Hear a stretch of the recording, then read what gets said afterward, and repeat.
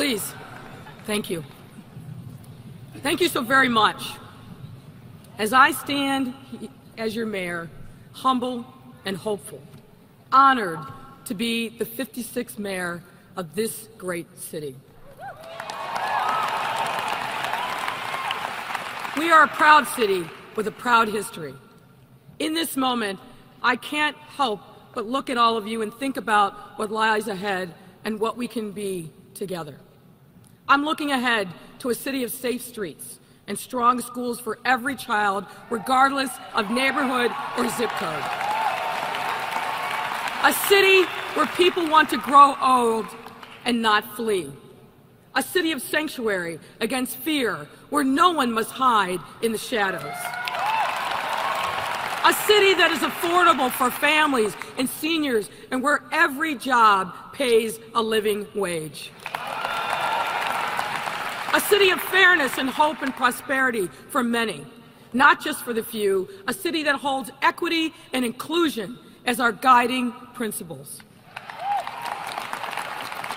Chicago is not where my story began, but from the moment that I arrived in Hyde Park to attend law school and begin my career, this is the city where I belonged.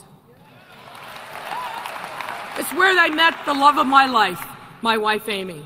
It's where our daughter Vivian was born, and she's growing up to be into the kind, curious, and spirited young woman that I always knew she would be. For me, this city has given me such opportunity. It's been a city of hope. As I stand here today, I can't help but think about where I came from.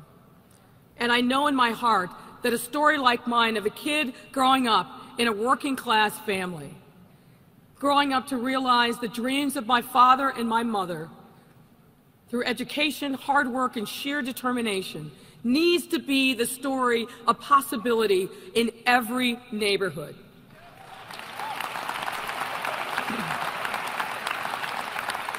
Children who look like me and come from families like mine shouldn't have to beat the odds to get education, pursue their passions, or build a family. Black and brown kids, low-income kids, every kid in this city should grow up knowing they can pursue anything. They can love anyone. That's my Chicago dream.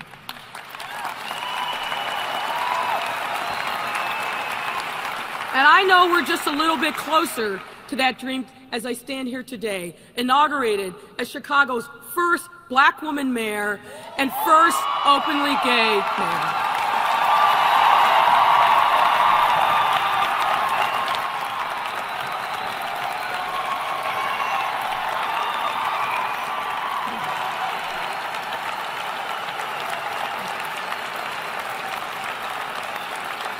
And I know we're a little bit closer as we celebrate that for the first time in the history of Chicago, women of color now hold all 3 citywide elected offices.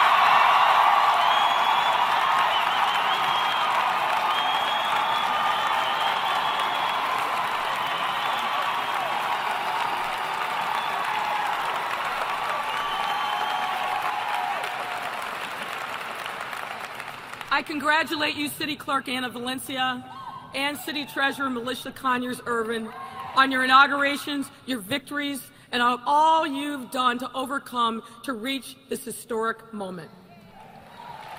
I also congratulate the aldermen of the Chicago City Council, in particular the 12 aldermen who are taking their seats for the first time. Let's give them a round of applause.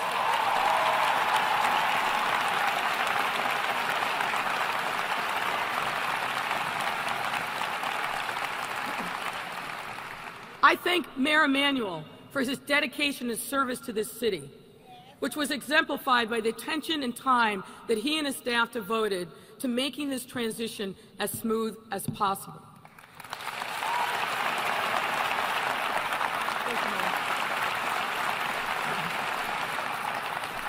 And I also commend Amy Rule for her contributions to the city. Join me in wishing them both well as they head off into the next chapter of their lives.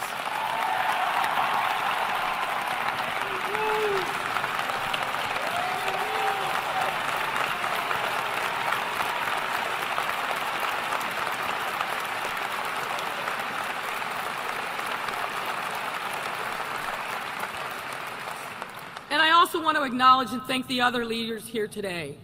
Governor J.B. Pritzker, Lieutenant Governor Juliana Stratton, Senator Dick Durbin, Senator Tammy Duckworth, and our Illinois congressional delegation, Cook County Board President Tony Preckwinkle, representatives from our state legislature, and every other elected official here today.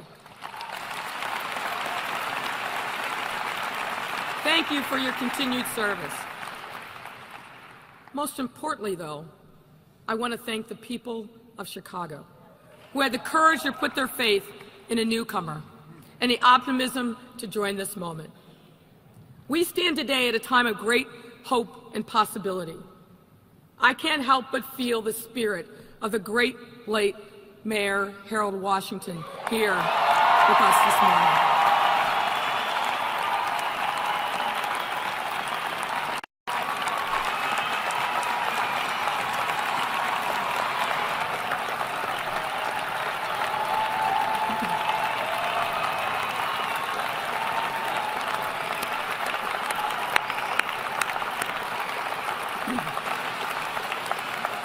Now there's one person that you are about to meet who laid the foundation for everything that I am today.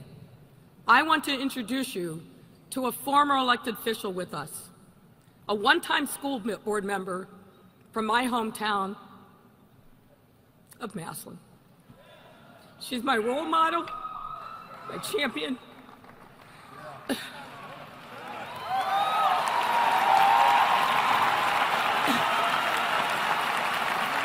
A woman on whose dreams and high expectations propelled me through life, my mother, Lightfoot.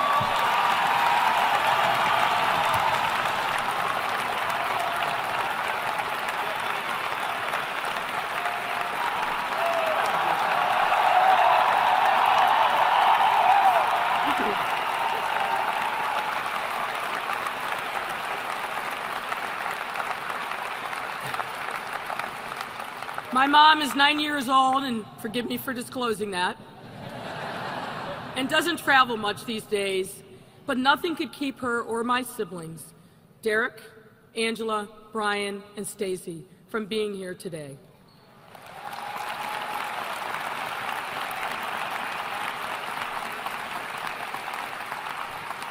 My mother and my late father, Elijah, gave us the best they could in the town that we grew up in, even when they had almost nothing else to give. As parents, they led by example. They instilled in me a clear set of values: loyalty to family, friends, and community, and the importance of hard work, education, and integrity. And Mom, most importantly, you and Dad told me that I could be anything that I wanted to be.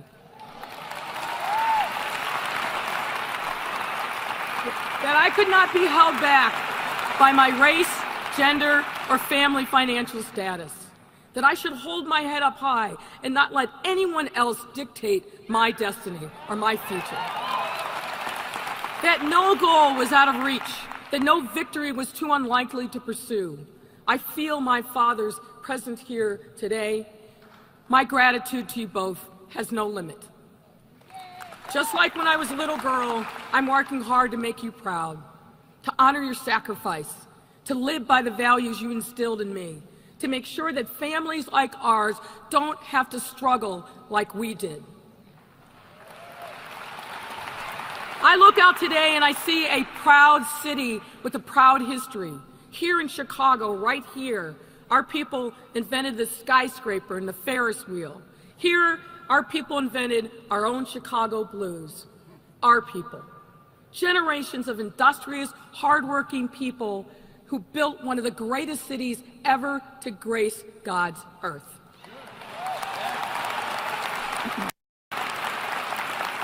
And I stand here today as your mayor, humble and hopeful, and I make one solemn promise to the generations who came before us and to the generations yet to come.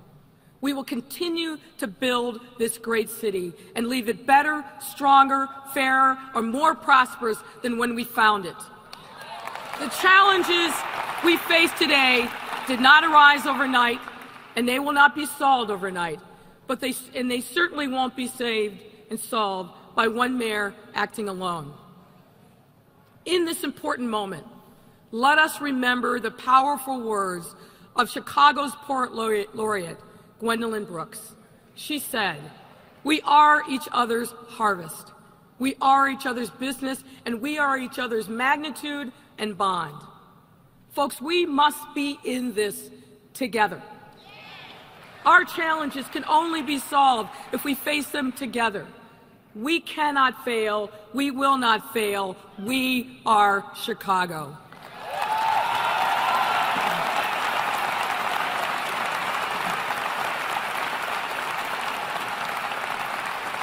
I also remember so many people I met in this city who can't be here today, who will never see the inside of a room like this. The big guy who came to hear me speak and then followed me outside on a cold, blustery day on the southeast side and pleaded, "Lori, just bring us jobs. Just bring us jobs. We want to work."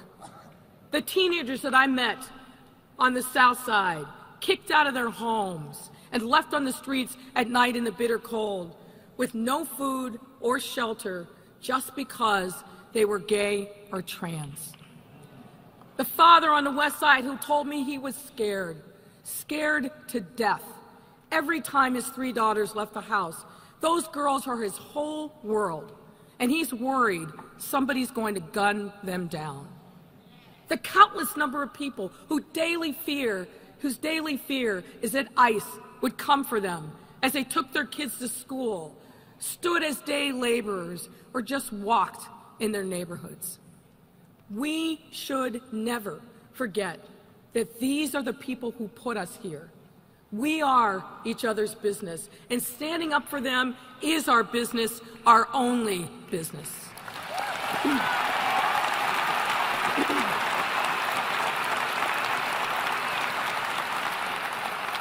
Now, there are 4 stars on Chicago's flag, each standing for a point in our history: the construction of Fort Dearborn, the great expositions of 1893 and 1933, and the reconstruction of our city following the Great Fire. Each star stands for building and rebuilding. Today, we should proudly reinterpret these 4 stars with new meaning for a new century, with new challenges and opportunities that lie ahead, guiding our city and guiding our new administration as we move forward and rebuild again. Today we reimagine the first star, standing for safety in every neighborhood. People cannot and should not live in neighborhoods that resemble a war zone. Enough of the shootings, enough of the guns, enough of the violence. Let's unite in our response to the biggest challenge we face, the epidemic of gun violence that devastates families, shatters communities, buries dreams, and holds children hostage in their homes for fear. It inflicts lifelong trauma that spreads through our communities like a virus. When we hear of a random bullet cutting a life short, people across the city from all ages and walks of life begin to wonder if Chicago is a place where they can continue to live and raise their children. Some have already answered the question by moving away, particularly from the hardest hit communities. The mass exodus that we have seen, particularly in the Black community, saps the vitality of our great city. We must reverse the exodus by creating the reality of safety in every neighborhood. Public safety must not be a commodity that is only available to the wealthy.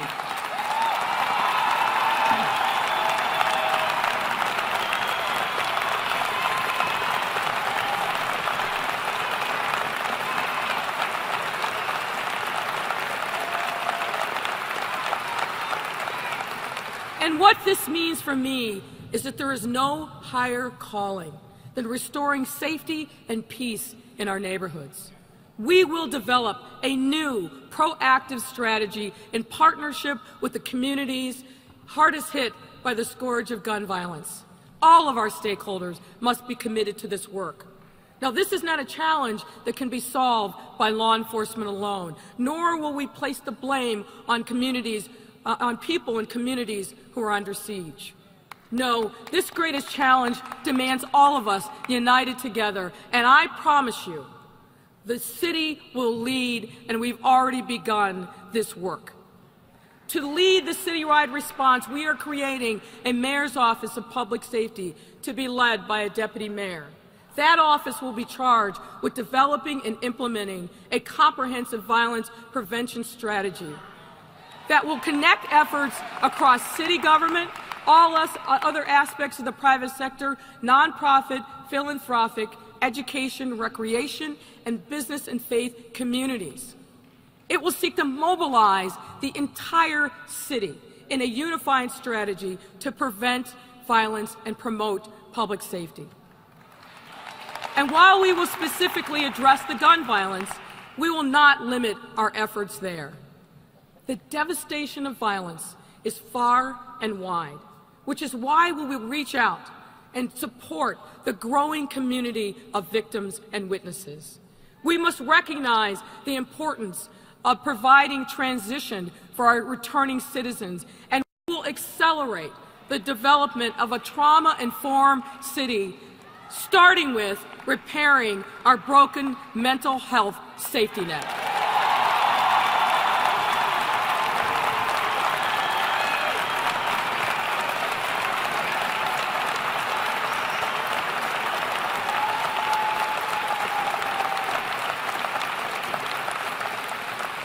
We will also continue the hard but essential work of forging partnerships between the police officers and the communities, premised upon mutual respect, accountability, and a recognition that the destinies of police and community are inextricably combined. One cannot concede without the other. And to all of our brave first responders, we will not leave you behind either. You deserve our respect, and not only that, but our commitment to train you better, provide you the best quality supervision and wellness support to address the trauma that you face every day. These are essential pieces of police reform and accountability. We are each other's business, we are each other's neighbors, and together we will work tirelessly to bring peace to this city.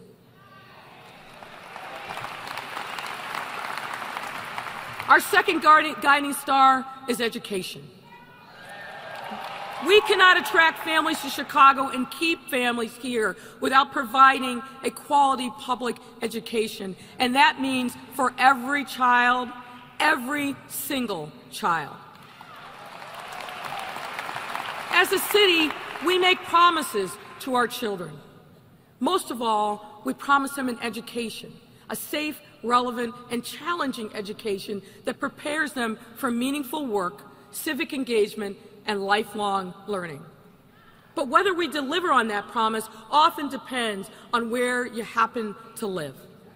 It's time to give every child and young person a good education to prove them through our schools that we believe in them, that we support them no matter who they are or where they live. Every child gets a quality education. That's our business no matter what. Someone said to me recently that children are the product of the adult ecosystem around them, and she was 100% right. Our words, our values, how we make commitments and rise to the occasion, it all matters. We're shaping the future leaders of our city, and when we put equity first in our education system, when we make a good on the promise that every kid matters, it will instill within our children the values we seek to foster as an entire city. That promise must begin early. That's why we will work to expand early childhood education and extend the promise of a good education through high school and college and to every kid, no matter their path forward. Every student should have the option to pursue vocational and technical training. We will work with businesses and our friends in labor to set up apprenticeships for those who want to learn a trade. We will then connect Chicago's employers with our job-ready students while they're in school so that they can graduate and get to work the day they graduate. And we will support our great teachers, counselors, librarians, nurses, and other support personnel who are essential to creating the safe and nurturing environment necessary for our children to grow and learn and thrive. And let me also say I'm thrilled to see so many young people in the audience. And my next few words are for you and your peers all across the city. You have the most at stake in the city's future. Just as the city's future most depends on you.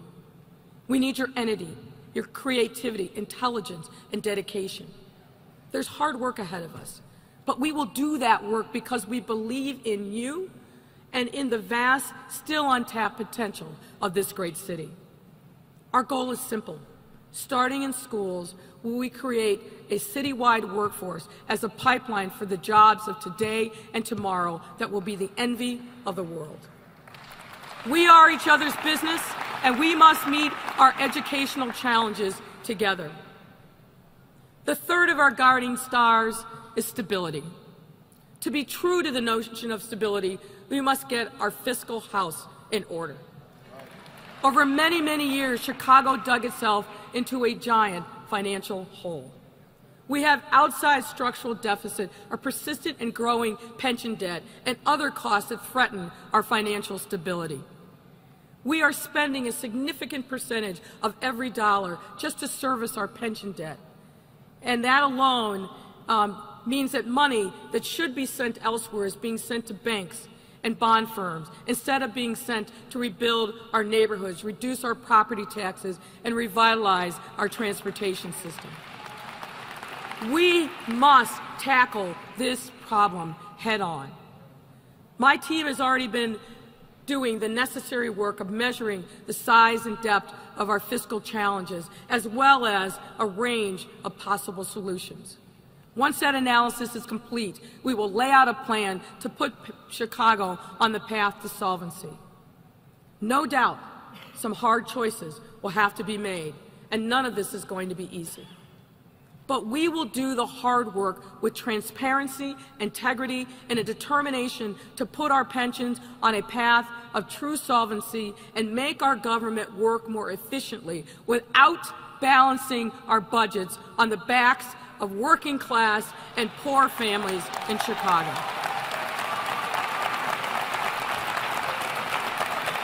And we will get there because we must.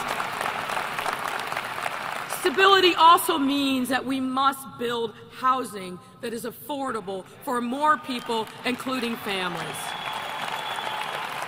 Long-term residents, whether they're homeowners or renters, should not be forced to their neighborhoods when it goes through a period of transformation. And developers can no longer skip their responsibilities by taking tax dollars but leaving it to someone else to solve our affordable housing crisis.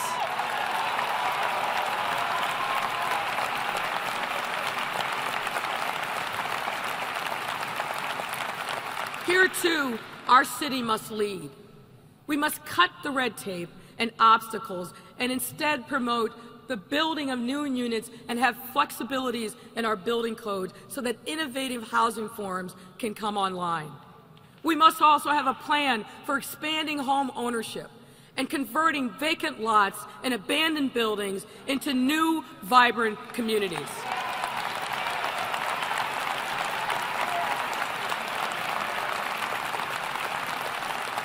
Growth of housing that is affordable all over this city will be the charge of the new housing department under new leadership. Stability also means support for our business community, large and small. Strong businesses, growing businesses, new businesses means jobs and stability for the city. We need fairness, which means paying as much attention to our neighborhood businesses as we do to the downtown. Our neighborhoods have been neglected for too long. They cannot be anymore. Still, we should never settle for dividing up a shrinking pie or pitting one part of the city against the other. Chicago is the economic engine of Illinois and the whole Midwest. And with everything, we are each other's business. We need to grow and grow and grow together. Now, our 4-star must be integrity. I know. Putting Chicago government and integrity in the same sentence sometimes may seem a little strange. But friends, that's going to change, because it's got to change. For years, they've said Chicago ain't ready for reform. Well, get ready, because reform is here.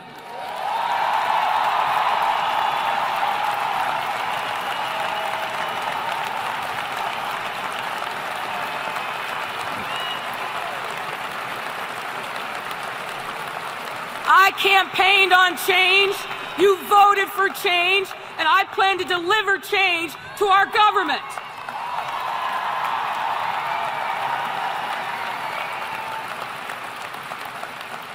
That means restoring trust in our city's government and finally bringing some real integrity to the way this city works.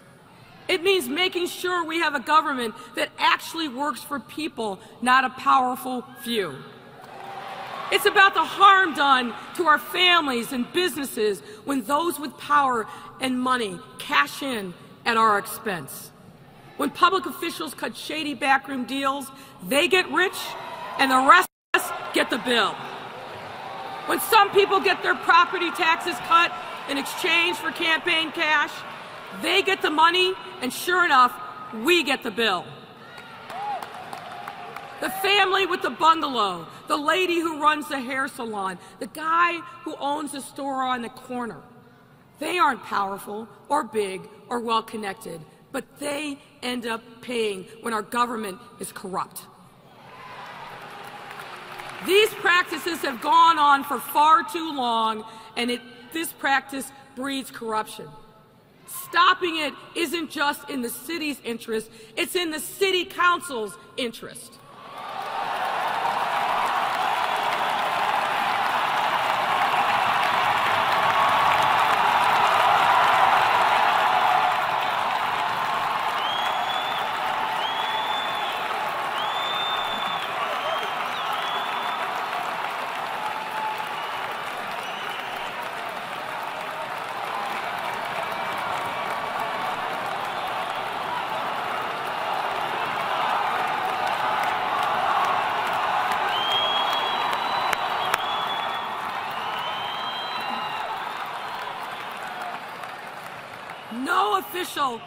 No official in the city of Chicago, elected or appointed, should ever profit from his office.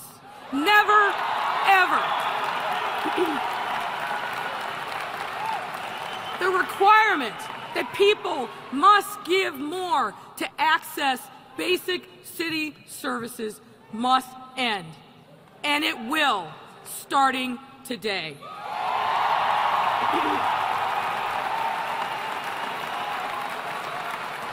Later this afternoon, I will sign an executive order to end the worst abuses of the so-called aldermanic privilege.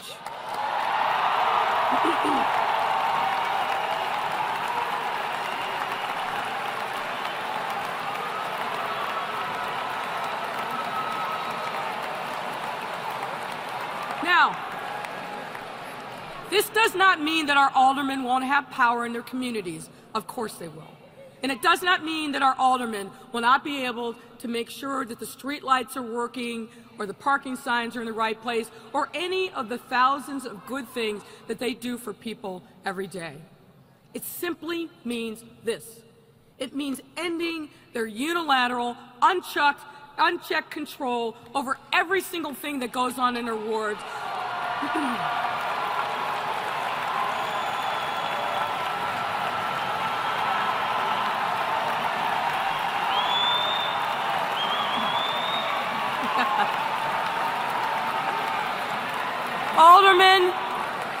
Aldermen will have a voice but not a veto. It's the time for a new era of trust between the people of Chicago and the government that serves them. When our poet said, "We are each other's bonds," this is exactly what he meant. Now, as I stand here today, Georgia is also on my mind, as is Alabama and every other state that is enacting laws intended to deprive women of their rights. We must stand with women all across our country who fear for their basic rights and feel powerless in the face of hateful legislation designed to control our bodies and our choices. We cannot go back, not in Chicago, not in our nation. We will join together and we will fight.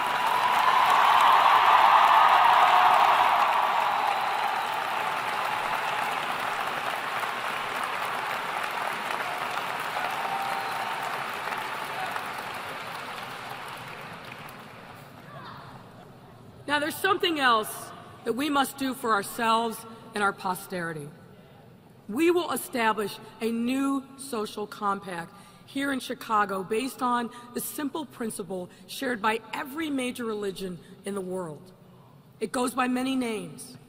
In Buddhism, it says, "Hurt not others in ways that you yourself would find hurtful."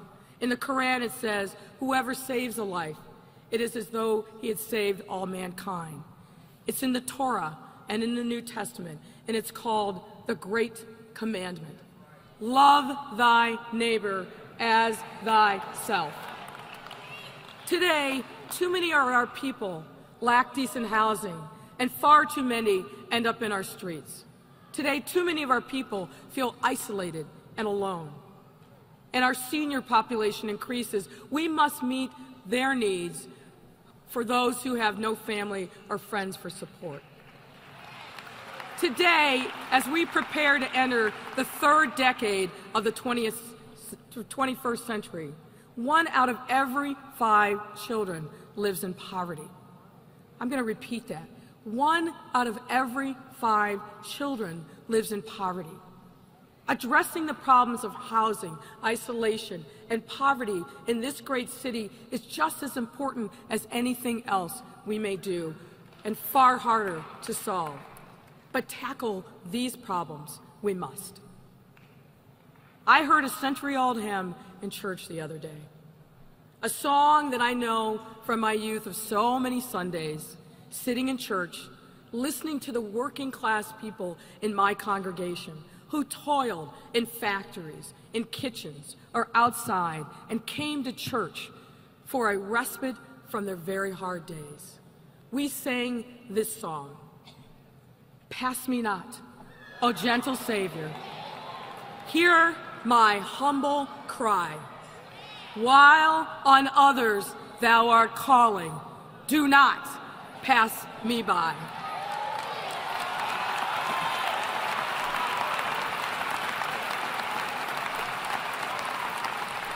In that moment, it was our plea to God to shine his light on us and relieve us from the heavy labors. As I reflect on this day and what lies ahead, it means to me that we must not forget or ignore the plight of so many for whom joy does not come in the morning. Whether it is the homeless, people living with mental illness, those desperate for love and recognition, we will not pass them by. As we pursue our new stars, this will be our guiding light. To those who are alone, we are with you. For those who need a home, we will shelter you. And for those who have little, we will do much. We see you. We hear you. We are your neighbors, and so help me God, we will not pass you by.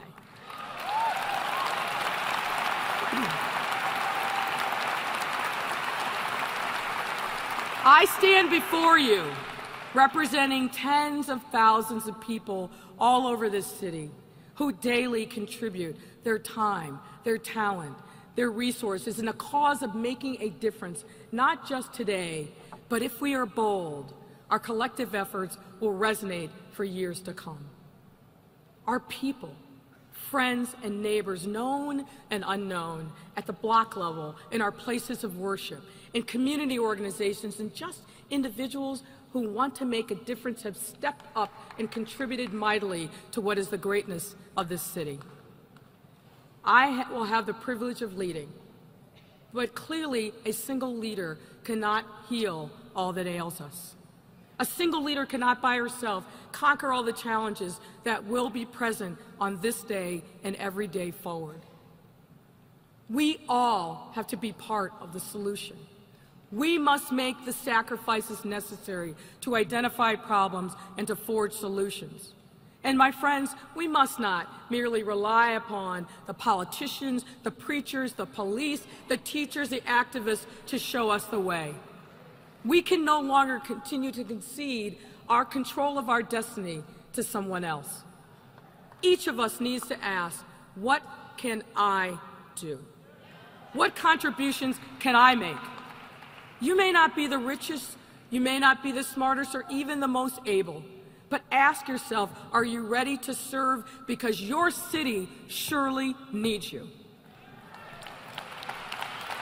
What has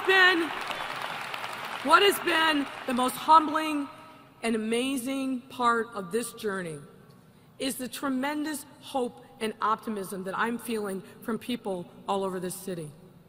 My friends, it is this message of hope and possibility that should get us up in the morning, start us on our way, and bring us together with the excitement and the promise born of harnessing our collective energies to move forward.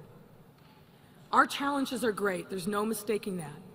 But if we follow our 4 stars, safety, education, stability, and integrity, we can once again become a city that families want to move to, not from.